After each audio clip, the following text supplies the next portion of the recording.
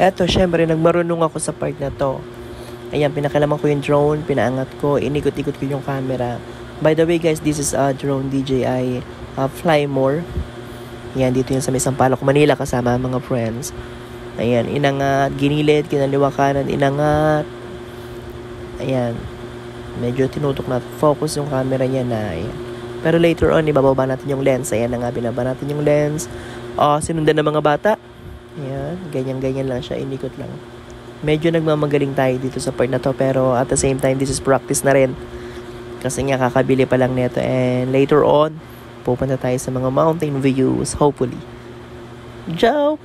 So, ayan lang, lakad lang ng lakad. Abante, atras.